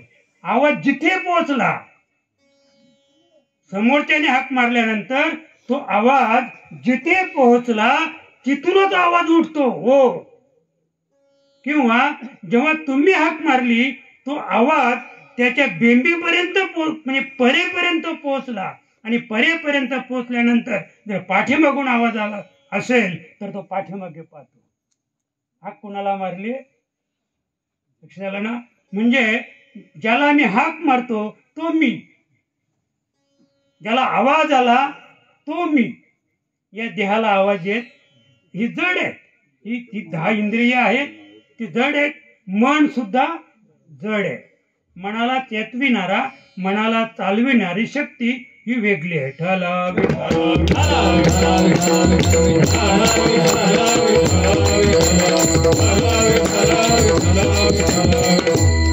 आणि म्हणून डोलियाचा डोळा नाथ महाराज सांगतात उघड दाविला. मला म्हणजे भगवान परमात्मा जो आहे तो मला माझ्या डोळ्याने माझ्या सद्गुरूने उघड दाविला की हाच तो भगवंत परमात्मा आहे. आणि त्याच्यामुळं संदेह फिटला, माझा संदेह फिटला, म्हणजे माझ्या शरीरामध्ये मी आणि माझे त्याचं वेगळं पण निर्माण झाल्यामुळं आता माझेपणाला काही जागाच उरली नाही. आणि संदेह याचा मूळ अर्थ आहे देहावर प्रेम करणं, देहाची संगती करणं.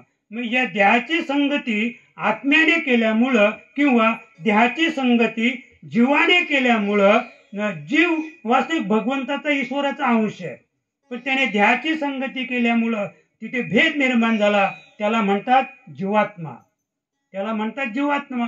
जीवात्मा म्हणजे आत्मा नाही बरं का. आत्मा वेगळा आहे, आत्म्याचे गुणधर्म वेगळे आहेत आणि जीवाचे गुणधर्म वेगळे आहेत. जीवाचे जे गुणधर्म आहेत म्हणजे देहाचे गुणधर्म ते जीवाला लागलेले आहेत. देहाचे म्हणजे पंचकर्मेंद्रिय, पंच ज्ञानेंद्रिय आणि 11 मन यांचे जे धर्म आहेत ते जीवाला लागलेले आहेत. जीव त्या धर्माप्रमाणे वागतो, आत्मा नाही बरं का. आत्म्याचे गुणधर्म वेगळे आहेत. आणि हा अभ्यास जेव्हा आपण करू त्यावेळेला काय होईल, उरी नुरे, संदेह फिटला.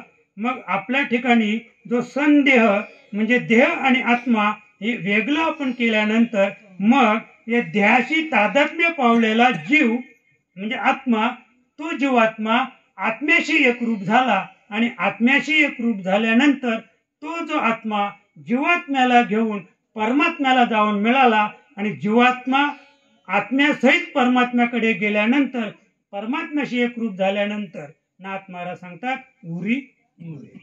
आता माझी जी अवस्था आहे ती वृत्ती शून्य अवस्था झाली आणि वृत्ती शून्य अवस्था झाल्यामुळं आता काय झालं, आता मला जन्म आणि मरण हे काही शिल्लक राहिलेलं नाही. आम्ही जितेची मेलो किंवा मरण माझे मरुनी गेले मज केले अमर, किंवा मरणाआधी राहिलो मरुनी मग केले मनी होते तैसे.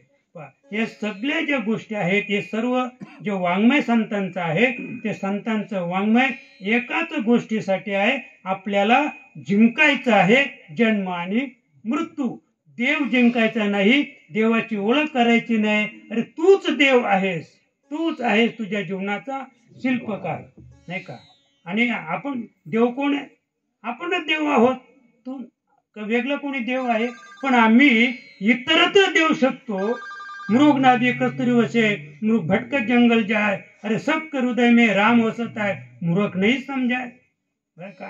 हे आपल्याला कळत नाही. पाणी में मिन प्याशी तव तव आवत हाशी बरं का. पाण्यामध्ये मासा आहे पण तो कसा आहे, तहानलेला आहे. ती तहान कशी आहे, त्या तहानेचा शोध आपल्याला घ्यायचा आहे आणि तो शोध घेण्यासाठी आपण एकदा भगवंताचं भजन करूया. विठोबा रखुमाई हरि जय जय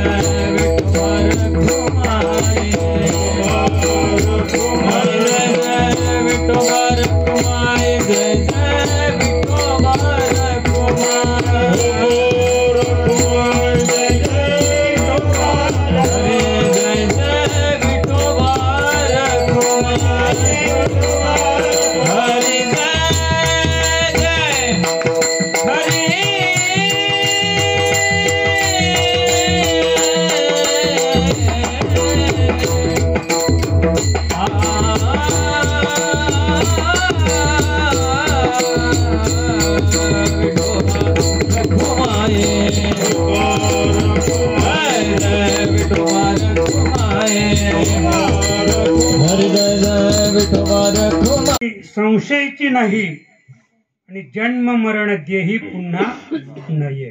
नाथ महाराज सांगतात आता कोणत्याही प्रकारचा माझा संदेह फिटल्यामुळं, वृत्तीशून्य अवस्था झाल्यामुळं, खऱ्या देवाची मला ओळख झाल्यामुळं एका जनार्दनी संशयाची आता मला कोणत्याच प्रकारचा संशय शिल्लक राहिलेला नाही. आणि ज्याचा संशय फिटला, त्याचा संशय गेला, ज्याचा अपपर भाव गेला, लक्षात का? मग जन्म मरण देही पुन्हा नाही. त्या देहाला जन्म नाही आणि मरण सुद्धा नाही. जन्म मरण चुकवण्याचं एकमेव साधन म्हणजे मनुष्य देह आहे. आणि म्हणून प्रत्येक जीवाने आपलं प्रारब्ध आहे तोपर्यंतच परमार्थ केला पाहिजे. आणि परमार्थ करून आज आपण पाहतो प्रत्येक कीर्तनकार आपापल्या बुद्धीप्रमाणे सांगत असतो. कोणी म्हणतो वर्षभर त्याचा प्रवास चालू आहे, म्हणजे वर्ष श्राद्ध येईपर्यंत तो जीव इथेच घुटमळतो आणि वर्ष श्राद्ध झाला की पुढच्या प्रवासाला लागला. काही सांगतात आता उद्या 13वं झालं म्हणजे आतापर्यंत तो इथेच आहे जीव 12 दिवस. उद्या सगळी मंडळी जेवून गेली की मग तो आत्मा पण चालला. बरं का? गीतेचा पण आधार घेतला, भागवताचा पण आधार घेतला तर गीता भागवत असं सांगते की या देहात नांदणाऱ्या आत्म्याचं प्रारब्ध संपलं. कारण हा जो देह आहे तो मागच्या केलेल्या कर्म ते प्रारब्ध रूपाने भोगण्यासाठी इथे आला. त्याचं ते जेवढं तो प्रारब्ध घेऊन आलेला असतो तेवढं कर्म त्याचं संपलं की मग तो हा देह सोडू पाहतो. या देहाचा त्याला कंटाळा आलेला असतो आणि मग तो या देहाला कंटाळल्यानंतर हा देह सोडू पाहतो. मी नेहमी सांगतो की एखादी व्यक्ती इंजिनियर आहे, एखादी व्यक्ती इंजिनियर आहे, तिला या कंपनीत 50,000 पगार आहे. किती पगार आहे इथे? 50,000.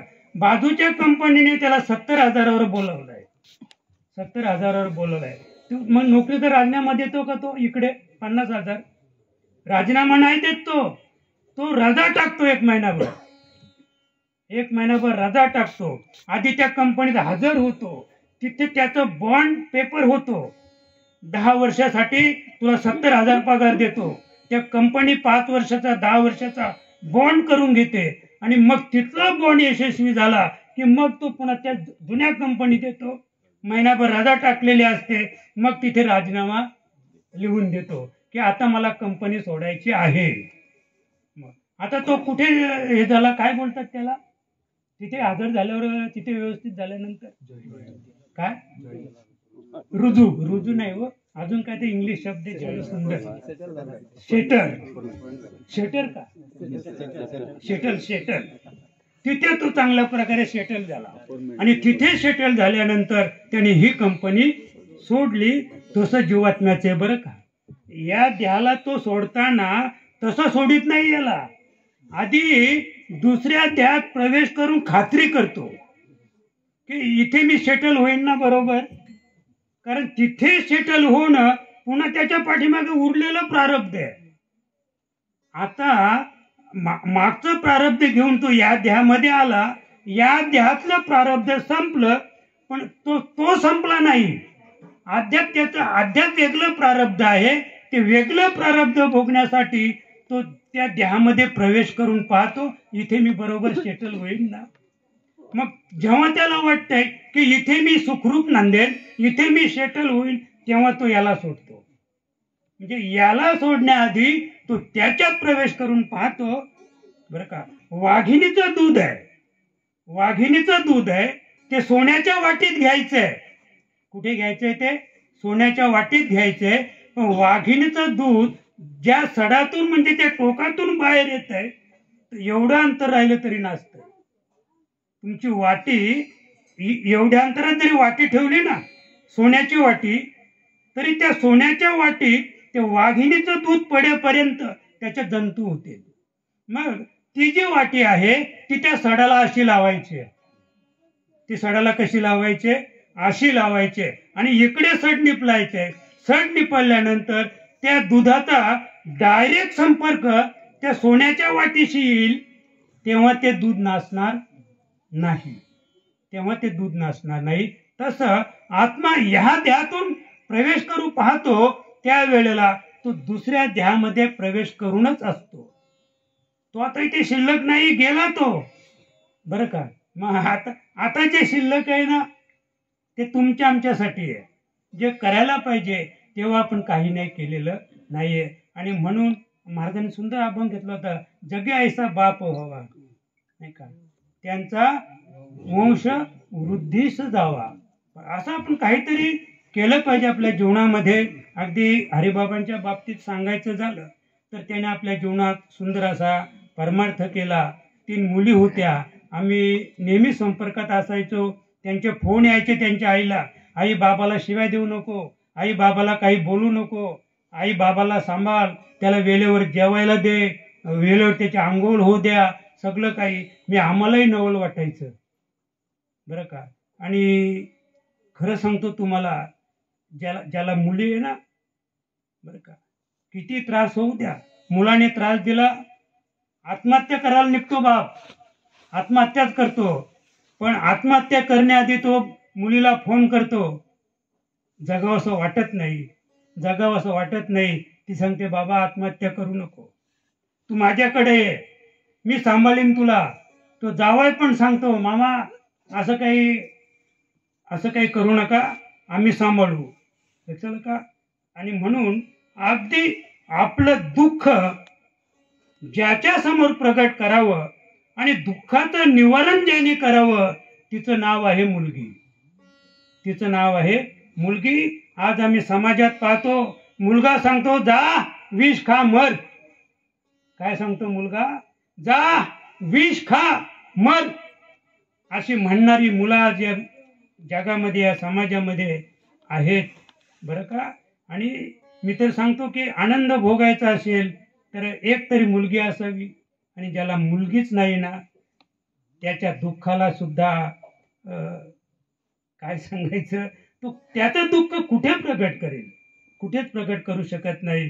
समाजाला तर सांगूच नाही, शेजाऱ्याला सांगूच नाही. आपलं दुःख शेजाऱ्याला, समाजाला, कोणापुढे प्रगट करू नका.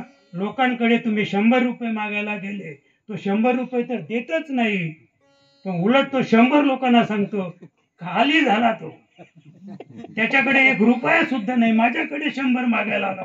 मग दिले का तू? मी दिले नाहीत, पण 100 लोकांना सांगतो. म्हणून भुके मरा, पण 100 रुपये मागला कोणाच्या दारात जाऊ? मजुरी करा, मजुरी ताट मानाने मजुरी करा, तुम्हाला 500 रुपये मिळतील. पण मजुरी न करता 100 रुपये मागायला गेले तर आपली काय आहे? अतिशय फजिती आहे. फजिती आपल्याला करून घ्यायची नाही. आणि म्हणून आज आमचे हरिबाबा आपल्यातून गेले.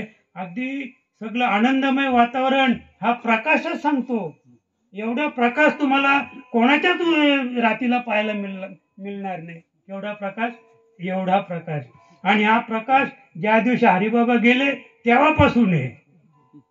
लोकांच्या रातीला असेल, लोकांच्या रातीला फक्त एवढा प्रकाश असेल. हा प्रकाश हरिबाबा ज्या दिवशी गेलेत ना त्याच दिवशी लावलेला आहे. तेव्हापासून हा प्रकाश आहे बरं का. उजेडी राहिले उजेड होऊन, निवृत्ती सोपान मुक्ताबाई बरं का. हा उजेड, हा प्रकाश, हे ज्ञान त्यांनी आपल्या जीवनात कमावलं. आणि त्याचा आज हा दाखला आहे. आपण थोडी माणसं का असं, जरी थोडी माणसं सांगतात बुवा थोडी असू दे, पण ती दर्दी म्हणजे त्याच्यातली जाणकार असावी. ही सगळी मंडळी जाणकार आहे. आणि म्हणून मी एवढं बोलू शकलो. एकही दृष्टांत आपण कोणा दिलेला, कोणत्याही प्रकारचा दृष्टांत गोष्ट सांगितलेली नाही. फक्त एक ज्ञानच, की ज्या ज्ञानाने आज हरिबाबा म्हणजे इहलोक सोडून परलोकात गेले. आपल्या जीवनात उत्तम त्याने परमार्थ केला. आणि परमार्थ करून आज ते त्या स्थितीला, उच्च स्थितीला पोहोचले. ते बोलत नव्हते, विषय चालत नव्हते. एक थोडासा म्हणजे आपलं वाटतं बुवा काहीतरी डोक्यावर परिणाम, पण डोक्यावर परिणाम वगैरे नव्हता. ते हसतच असायचे. फक्त त्यांना एक वाईट व्यसन होतं, मशिरीचं. मी नेहमी सांगायचो, कधीही आलो की असं एकही टाइम मला भेटला नाही पाहायला की हरिबाबा आहेत. ते बाहेरच असायचे आणि मशिरीच लावत असायचे. आणि मशिरीवरून थोडंसं व्हायचं जे व्हायचं ते मशिरीवरून व्हायचं. पण बाईने फार प्रेम दिलं, फार सुंदर सेवा केली.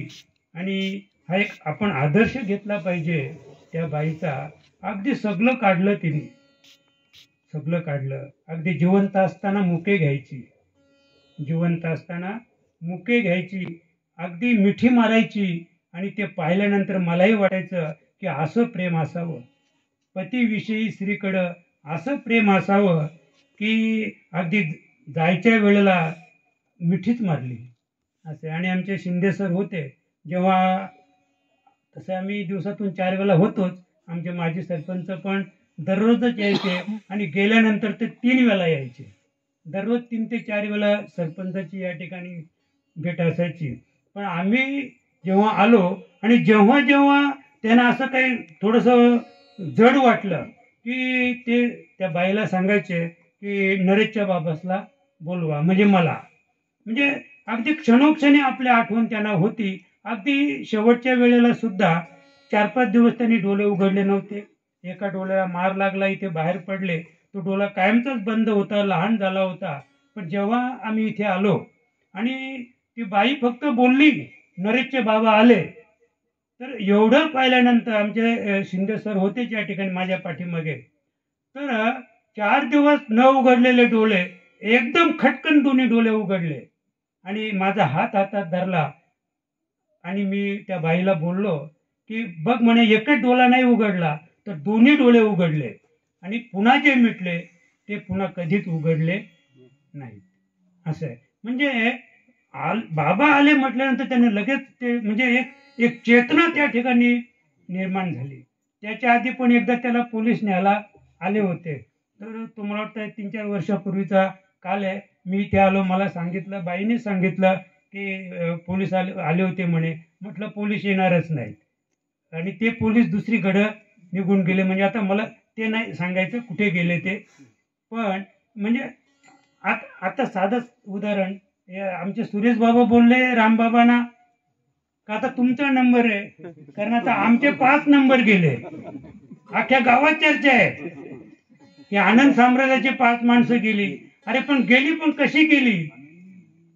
आनंदी राहिले आनंदी होऊन, असं म्हणजे आनंदी प्रकाशात ते गेले. 5 माणसं गेली. आता सुरेश सरच बोलला रामबाबा तुमचा नंबर आहे. आता रामबाबा सगळ्यांना सांगत सुटला आता म्हणे माझा नंबर. मी गेलो, बाबा आता माझा नंबर. म्हटलं अजिबात नाही तुमचा नंबर. एक वाक्य ते बोलले, तुम्ही सांगाल तसं. तुम्ही म्हटलं नाही नंबर ना, नाही नंबर, नाहीच नंबर. लागेल तेव्हा लागेल, पण आज तरी. पण त्यांचा संशय फिटला. म्हणजे तुम्ही सांगाल तेव्हा ठीक आहे म्हणे. तर विश्वास तो करी स्वामीवरी सत्ता सकल भोगिता होय त्याशी. आणि म्हणून विश्वास आपल्याला एका जनार्दनी संशयाची नाही. आणि जन्म मरण देही पुन्हा नये. अगदी संशय सोडून द्या या देहाला, किंवा तुम्ही पुन्हा देहच नाही. जन्म नाही रे तुका म्हणे माझे भाग, परमार्थ करा योग्य सद्गुरूला शरण जा. प्रबोध शक्ती आपल्या ठिकाणी निर्माण करा. निश्चित याच देही याच डोळा आपल्याला भोगमुक्तीचा सोहळा. मागे पुढे उभा राया सांभाळीत आली या आघात निवाराया. अरे आपण जर योग्य नामस्मरण केलं, भगवंताची ओळख करून घेतली, तर भगवंत आपल्याला काय करतो, स्वतःच्या खांद्यावर घेऊन फिरत असतो. मागे पुढे उभा राया सांभाळीत आपल्याला सांभाळतो तो, बरं का, आपल्याला सांभाळतो. आली या आघात. मग आघात कोणता? आपलं कुऱ्हाडीचा, कोयत्याचा, दांडकाचा की शब्दाचा? आपल्यावर एकच आघात आहे, जन्म आणि मृत्यूचा. मग भगवंत मागे पुढे उभा राहून आपल्या जन्म मृत्यूचा आघात निवारण करतो. आपल्याला जिंकायचे फक्त मरण, मृत्यू जन्म जिंकायचा नाही. आपल्याला मरणाशी आहे मरण, मरणाला मरण आणायचंय. मरणाला मरण आलं की पुन्हा जन्म. तुका सांगतात जन्म नाही रे अनिक. पण जन्म नको असेल तर मरणावर विजय मिळवा. मरणाला मारायचंय. आपलं काय करायचंय? मरणाला मारायचंय. आत्म्याचं वैकुंठित करायचंय. आत्मा नित्य आहे, आत्मा येत नाही, आत्मा जात नाही. आत्मा जरी आनंद रूप असला तरी तो अनेक अवतार घेतो. किडीचा, मुंगीचा, पशुचा, पक्ष्याचा, बरं का. आणि आपल्याला या देहामध्ये जे कुंठित करायचंय तो म्हणजे तो मृत्यू किंवा तो जन्म हा कोणाचा कुंठित करायचा आहे? आत्मस्वरूपाचा. आत्म्याला कुंठित करायचं आपल्याला. आत्म्याची नित्यता संपायची. मरणाशी ये मरण म्हणजे नेमकं काय? मरणाशी ये मरण म्हणजे आत्म्याला मारायचे आपल्याला. मन मारून उन्मन करा, ताटी उघडा.